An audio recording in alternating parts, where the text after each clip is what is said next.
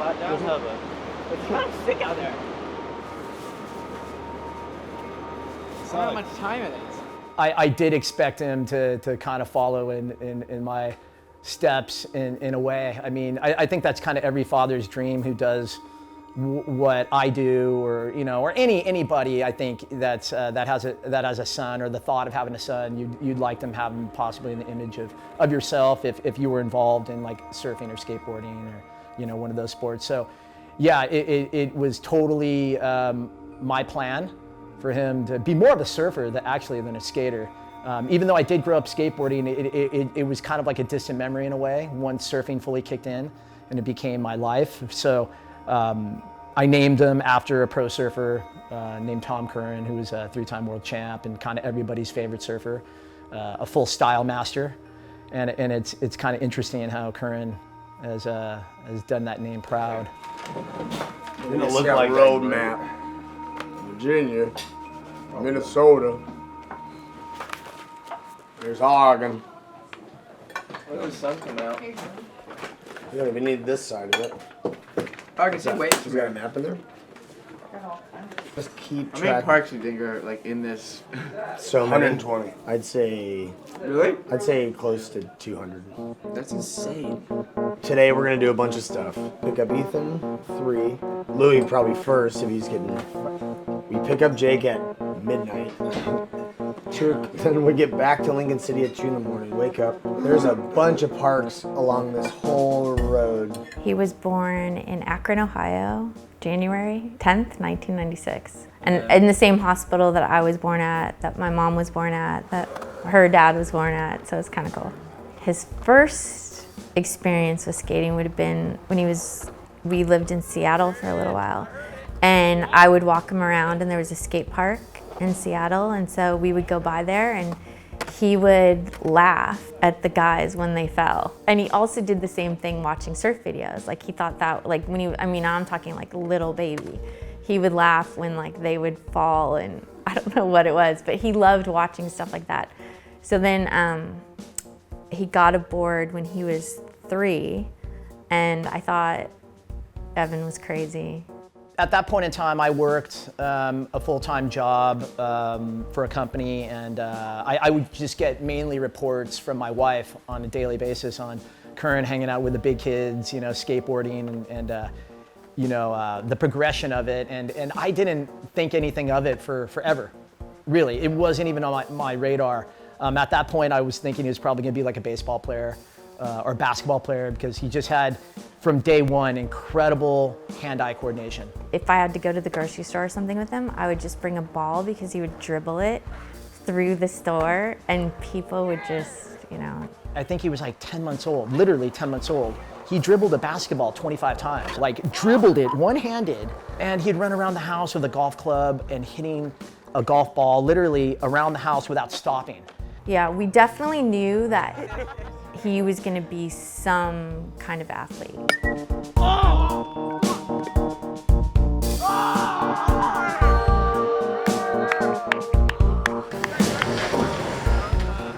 I think my only really real memory of getting into skateboarding is just watching kids skate down the street. And I remember I saw them like scootering down the street, and I got a scooter. I think I got rid of that pretty quick, and then got a skateboard. I kind of skated just in front of my house.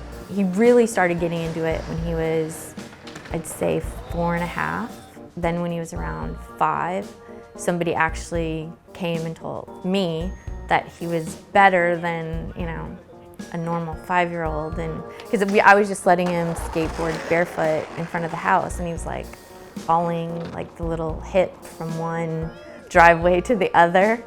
And there was a guy that worked at Skate Street that lived down the street from us, so he brought me a bunch of passes over for him to go. So I started taking him to Skate Street. Scary how narrow this whole little thing is. My wife took him and enrolled him into a summertime skate camp. The instructors were just tripping out on the ability that Curran had at 5 years old and what he was able to do. And he was doing things that they couldn't do. No, you guys are done. It blossomed really quick from like my wife and I having no plans for Curran to skateboard whatsoever. Yeah, there's skate parks around that have been built for you guys to use. It'd be awesome if you could use those. That's what they're there for. So he basically took the ball into his own court. We followed. Looking back, it was a really nice, organic introduction. We sat back, we noticed, the passion for it, and we just really try to nourish it. The way my wife and I nourished the passion was we would take him to Skate Street literally every day. I skated there pretty much since I was 6 to 9, and then it closed down. But I went there probably every single day, mainly just during frontside airs. I think I learned how to frontside flip like when I was like 8. Yeah, just like pretty much learning board slides and kind of just a lot of basic tricks. Right after that, I opened up a surf skate shop, so it really fit in line with what I was doing. The one memory that comes to mind the most, thinking back, was it was right when I first started my store, Momentum. I was carrying Termite skateboards, and they had a video premiere of their video, their first video they made, and we got invited to the Grind King headquarters where they had a mini ramp, and they premiered the video, and all the kids were there, and then they had a full session out back on a mini ramp, and I'll never forget. Just that going down and Curran, doing what he did. And then we jumped back in the car, and it was kind of the first opportunity Curran got to really be around with kids that were exceptional. And I'm like, so what'd you think? And he's like, I want to be a pro skateboarder. So he literally found his path at 4 years old. And I'm still baffled by it today, being that he's 20 and it hasn't wavered. It's still, the same 5-year-old, now 20 years old, doing what he's doing. And it's incredible that it's just blossomed into the career it has. We're in Huntington Beach for the US Open. And right now I'm on my way to do a Ruka signing at one of the big shops down there, I guess. Main Street. I was really familiar with sponsors because of Evan. So I knew Evan was sponsored by companies when we were first dating, and so I knew how that all worked. And then we decided to open our shop, and that's when Curran pretty much started getting sponsored. And at first Evan was only going to do surf, and then Curran and I were like, no, you have to do skate. So we had this tiny section of our shop that was skate, just this corner. And now the majority of our shop is skate. It's everything flips around, but. It's hard to remember how things were actually happening and how I was thinking about it. Yeah, it was mainly my parents just dealing with pretty much everybody and kind of guiding me. And his first sponsor would have been Hurley, and then I think it was DVS, Flow, because one of our reps, that was one of the first shoes. Termite happened after. Yeah, Termite was funny. I mean, it was kind of a cool little thing. So many people have rode for Termite.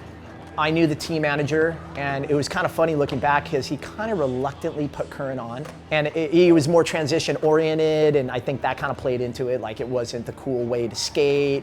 All he's interested in doing is going up, 16-foot transitions, blah, blah, blah. When Termite came to an end, he started getting boards flowed from Element. It was kind of blossoming.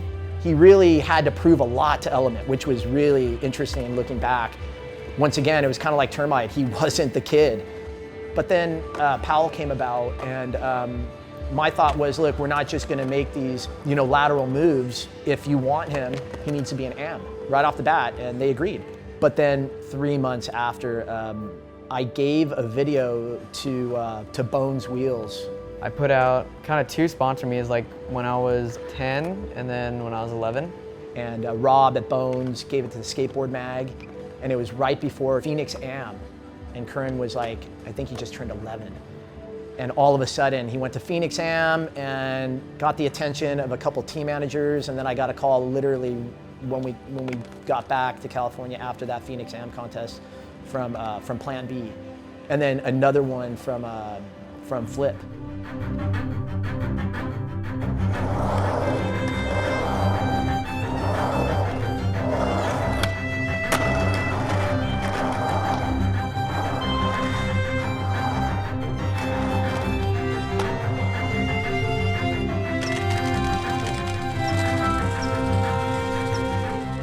And it seemed like Flip was the better choice. because Louis Lopez was riding for him and they were good friends. And so that's how Flip came about. So we had to go back to Powell and say thank you so much, and here's all your money back, you know. We apologize, thank you, you know. And ever since then, it's been Curran with Flip. I don't really know who exactly like took me under their wing. It was kind of more just like Flip kind of did. It was like Jeremy and Ian, two like owners of Flip. Those are like the people that were like really kind of guiding me the whole time. It was pretty funny, like you think a brand like Flip would be like, oh no, he's on his own, he's gonna travel like on his own and stuff, but they were like, nope, until he's 18, your parents are coming with you.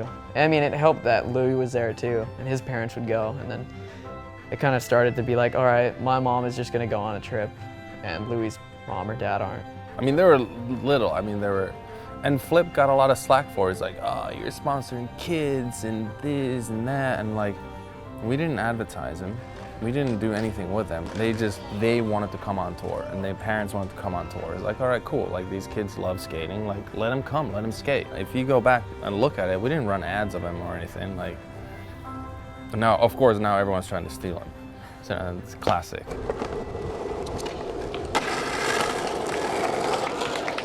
Seeing those two dudes develop and Curran throughout the time, it's like, you know, they were just little kids and they love skateboarding, you know?